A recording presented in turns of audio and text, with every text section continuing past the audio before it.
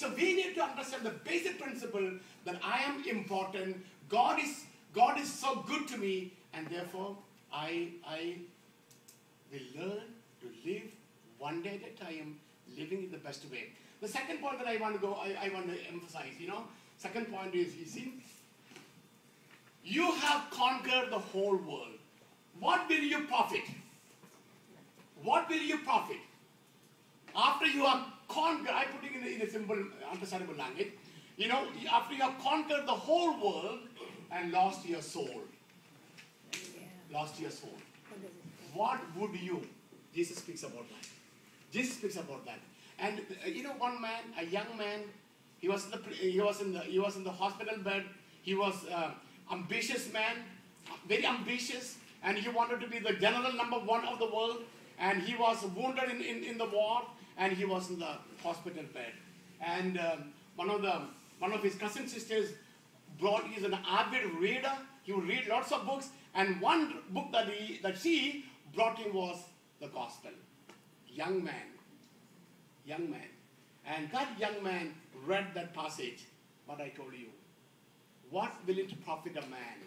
See? Now, can you guess who's that young man? He became a saint today. He is a saint, the biggest number they have in the congregation in the world today. Saint Ignatius of Loyola. Jesuit congregation. The biggest group after, the number one, even to this day. And that young man, ambitious man, he wanted to conquer the world, he wanted to be number one general in the world, and he read this passage and he changed his style. My dear friends, how often we read the gospel, and what impact do we have? I asked this question to my assembly, my people in St. James, every time. Okay, how many of you remember last Sunday's gospel? Oh, last Sunday's gospel? Oh, that's too long. 7 days, my God.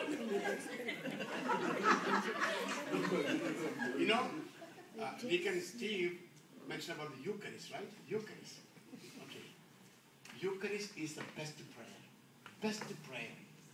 And let me tell you, my dear friend, how do you go to Eucharist? How do you go on Sunday? How do you go? Are you always on the... Did you see that one? I am talking the truth, telling the truth, right? Light went off. Is it like this? See, we Catholic have taken Mass for granted. Some people ask me, Father, from which part of the Mass is Mass valid? I would ask them, from which part of the movie is movie valid? From which part of the dinner is dinner valid? You see how silly we have become? So we come from Mass. Why we go to church? Somebody asked, a young girl asked her mom, why do you go to church on Sunday? Catholic girl. And they answered the mom again, for six generations, we have been going for Mass every Sunday. You see the reason? 6 generations. Now do you want your daughter to be a believer? You think your daughter is convinced because you have been going for Mass for 6 generations? That's the reason you go for Mass? Catholics, they will reach the church late, and they will leave the church early. I have 2 minutes. I want to end with this.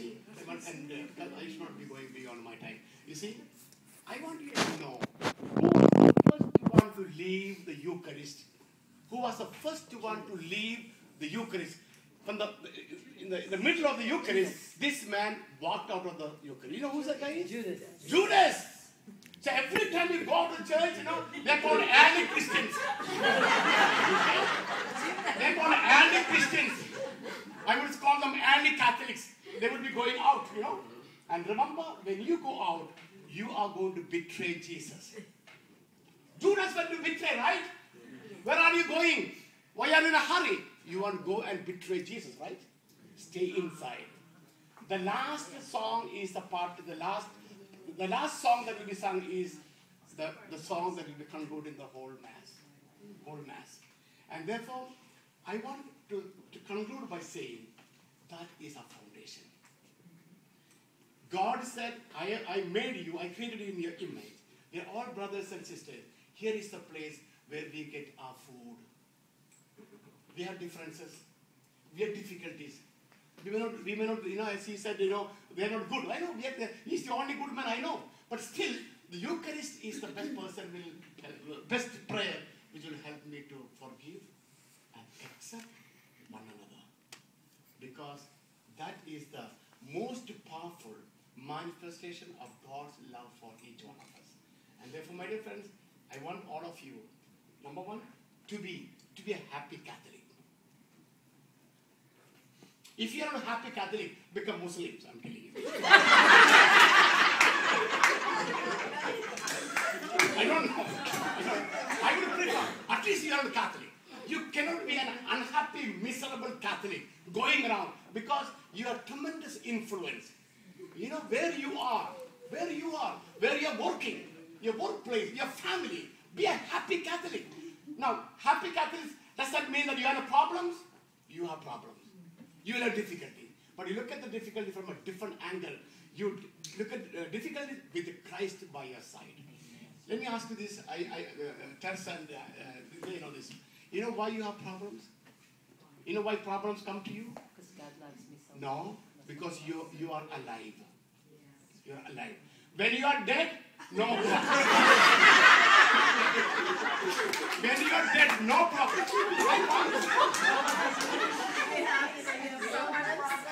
Okay? So let us see this one. If you can remember this message only, I am talking to myself now. Let me be always a happy priest. If I am unhappy priest, I will spread unhappiness all around me. I want to be a happy priest.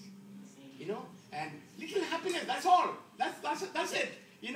But you all can do a tremendous job.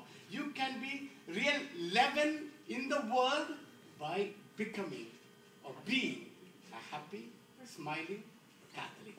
Amen. Amen.